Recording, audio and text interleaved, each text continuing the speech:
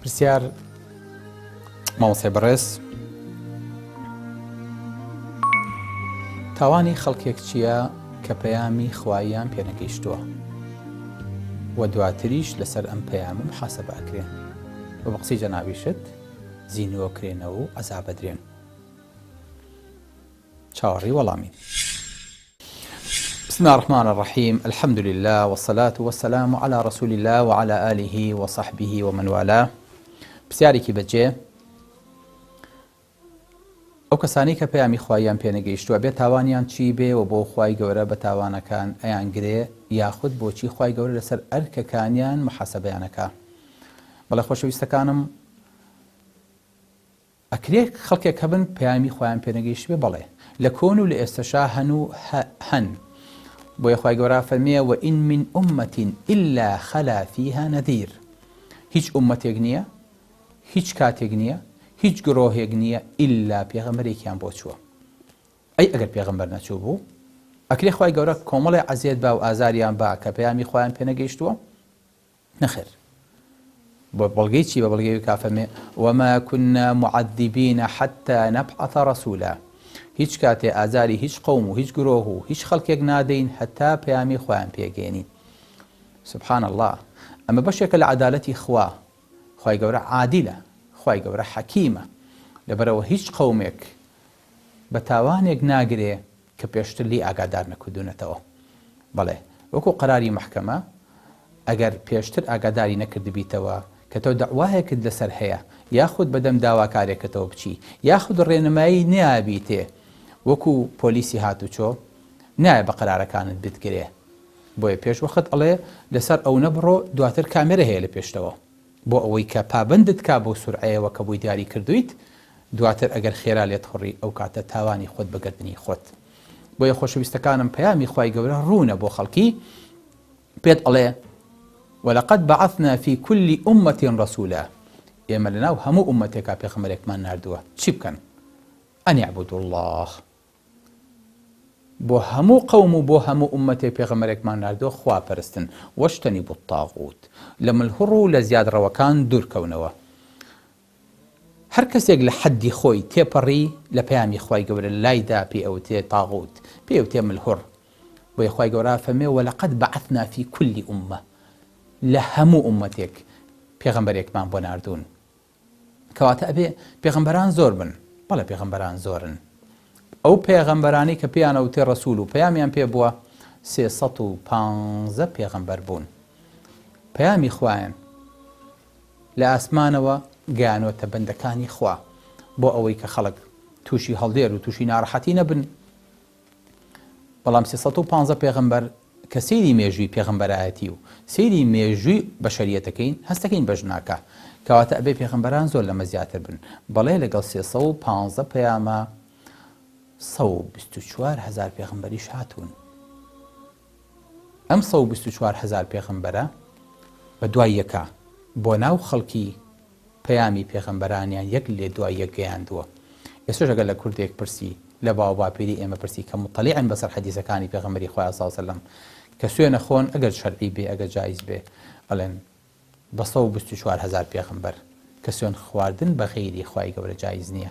بەڵام ئەوان مەبەستیان ئەوەیە کە کۆمەڵی خەڵکی عەزیم و گەورەکە هاتوون ژمارەکەشیان ئەڵێن 124,000 پێغەمبەر. بازانم عەدەدێکی هائیلە کە بتوانێ پەیامی خوای گەورە بە هەموو ئومەتێک یاخود بە هەموو شوێنێ بگەێنێ. تەنانەت لە هەندێک کاتا هەبوون لەناو بەنو ئیسرائیلە 3 پێغەمبەر وجودیان هەبووە. وەکو چی؟ وەکو عیسا عەلەیه السەلام، وەکو یەحیا عەلەیه السەلام، وەکو زەکەریا عەلەیه السەلام. بۆیە زۆر جار لەناو یەک ئومەتە زیاد لە پێغەمبەرێک وجودی هەبووە کە پێغەمبەرێکیش لەناو چووە خوای گەورە پێغەمبەری تری بۆ ناردوون. بەڵام لەگەڵ ئەوەشا مامۆستا ئەمە نابێتە ئەو بەڵگەی ئەوەی کە هەموو خەڵکێ پەیامی پێگەیشت بێ. بەڵێ خەڵکانێک هەن حەزارەتیان پێ نەگەیشتووە، خەڵکانێک هەن هەتا ئیستاکێنە تەکنۆلۆژیایان پێ نەگەیشتووە، خەڵکانێک هەن هەتا ئیستاکێنە غەیری خۆیان نەبینیوە، خەڵکانێک هەن بە کیفی خۆیان خوایەکیان دروست کردووە. مامۆستا زەحمەت نەبێت تۆ بۆ ئەمانە ئەڵەی چی؟ لەو پەڕی بەستەڵەک و لەو پەڕی هندۆسەکان و لەو پەڕی هونودەکان و لەو پەڕی دارستانەکانە ئیستاکێنەش خەڵکێک هەیە بۆ شێوەی ئەژین و خەڵکێکیش هەیە ژیاون بەبێ ئەوەی کە هیچ پەیامێکیان پێ بگا بەو شێوەیەش مردوون. بەڵێ وەڵامی ئەمە لە حەدیثێکی پێغەمبەری خوایە صلی الله عليه وسلم لە تەفسیری ئایەتی وما كنا معذبين حتى نبعث رسولا. پێغەمبەری خوا صلی الله عليه وسلم فەرمێ چوار کەس چوار گرۆه دێنە بەردەستی خوای گەورە و گلەی و گازندەیان هەیە لە ڕۆژی قیامەتە بێنە بەرچاوی خۆت. ئەو ڕۆژە سەختە و ناڕەحەتەی کە ئینسانی تیا محاسبە ئەکرێ ئیستاکێنە چوار کۆمەڵ و گرۆ هەن ئیمتحانیان نەیاوە و نامەی ئەعمالەکانیان سفرە و هیچیان نەنووسراوە. یەکەم ئەم چوار گرۆهە یەنە بەردەستی خوای گەورە و داوا ئەکەن یەکیان لای خوای گەورە من نابیست بووم گوێم لە هیچ نەبوو پەیامی تۆ هاتووە نەهاتووە من ئاگام لێی نەبووە پەیوەندی بەم نیشەوە نەبووە نەمزانیوە تۆ چییە فەرمی هەتاوەکو جێبەجێی کەم.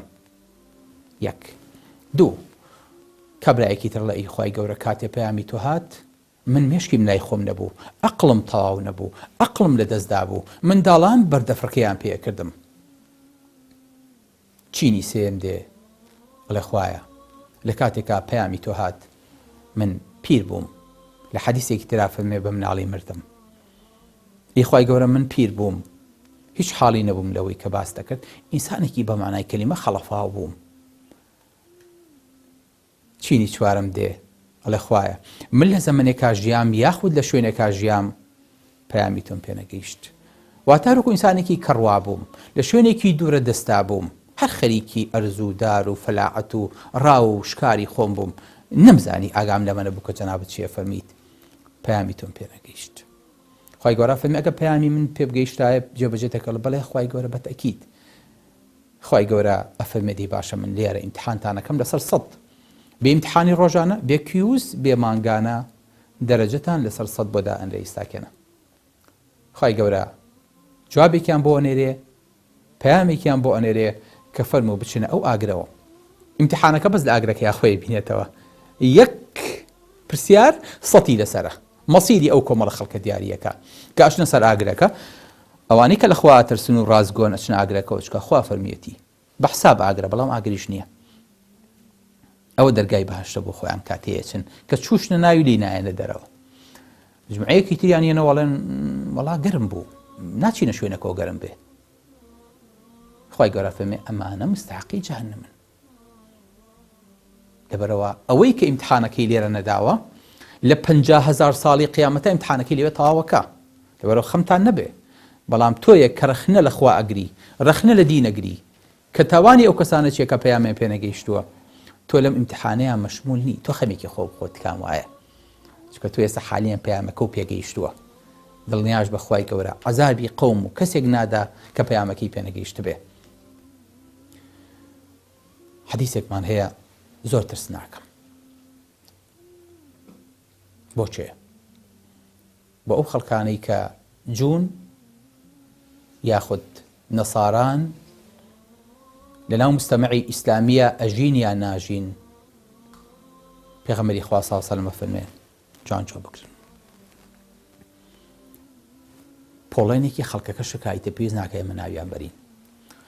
فەرمێ والذی نەفس محەممەد بیەدیه بەو کەسی جانی محەممەدی بەدەستە لا يسمع بي أحد من هذه الأمة يهودي ولا نصراني هیچ کەسێ گوێی لە باس و خواسی من نابێ لە جوولەکە و لە شوێنکەوتوەکانی مەسیح بەحساب ثم يموت بەس گوێی لێم بێ بەس بزانێ من هاتووم بەس بزانێ پەیامی من گەیشتووە بدرێ بە گوێیە ثم يموت پاشان بمرێ ولم يؤمن بالذي أرسلت به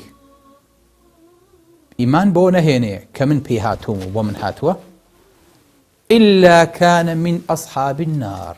الله إلا لە هاوڵانی ئاگرە واتە حەدێکی تری نییە لەبەرەوە هیچ دڵێکیان بە ئیمانی خۆیان خۆش نەبێ لە کاتێکا وا ئەزان ئیمانیان بە عیسا و بە موسا ڕزگاریانەکە بەبێ ئیمان هێنان بە پێغەمبەری خوا صلی الله عليه وسلم.